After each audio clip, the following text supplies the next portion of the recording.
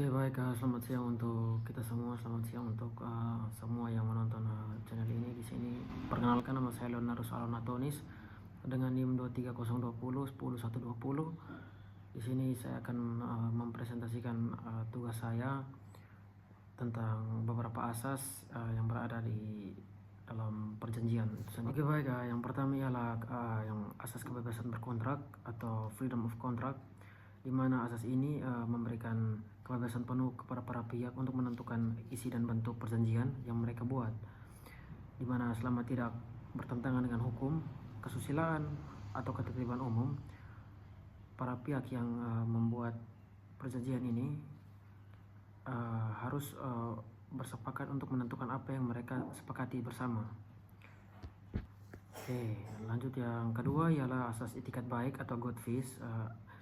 Asas ini menekankan pentingnya niat baik dalam menjalankan sebuah perjanjian, di mana para pihak dalam perjanjian diwajibkan untuk bertindak dengan itikat baik, baik itu pada saat negosiasi, pembentukan, pelaksanaan, maupun dalam penyelesaian sengketa yang muncul akibat perjanjian tersebut yang dilakukan oleh kedua belah pihak. Yang ketiga ialah asas konsensualisme, di mana asas ini menyatakan bahwa sebuah perjanjian dianggap sah dan mengikat sejak tercapainya kesepakatan antara para pihak, meskipun belum ada tindakan formal seperti penandatanganan atau pembayaran. Dalam hal ini konsensus atau konsensualisme yang tadi itu tuh menyatakan adanya suatu persetujuan para pihak yang menjadi inti dari perjanjian dan merupakan sebuah bentuk formalitas yang berikut. Yang kelima di sini.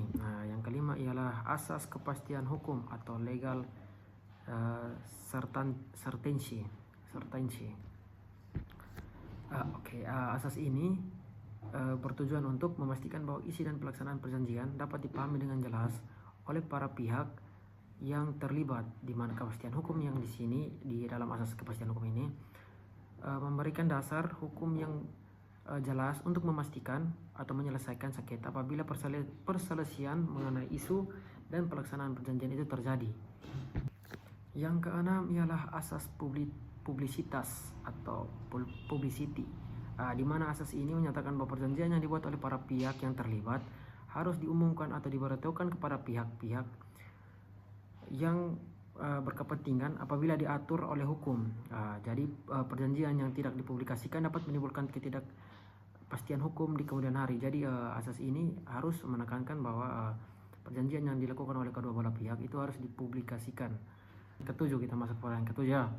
Yang ketujuh di sini ialah asas kepercayaan, di mana asas kepercayaan ini ialah asas yang menyatakan bahwa para pihak yang membuat perjanjian atau mempercayai bahwa prestasi atau kewajiban akan dipenuhi di kemudian hari.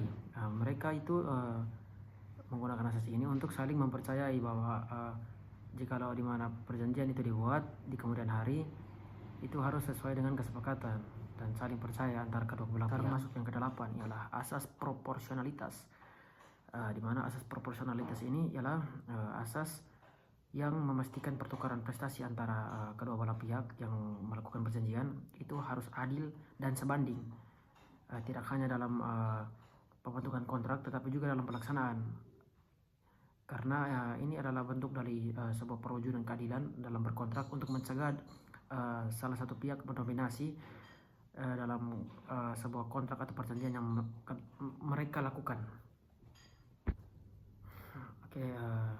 Baik, yang kesembilan ialah asas profesionalitas, di mana asas ini menekankan bahwa para pihak yang membuat perjanjian harus memiliki kualifikasi atau keahlian tertentu di bidang-bidang tertentu dalam perjanjian tersebut agar relevan dan bertindak dengan tanggung jawab penuh dan kejujuran serta kehati-hatian yang tinggi.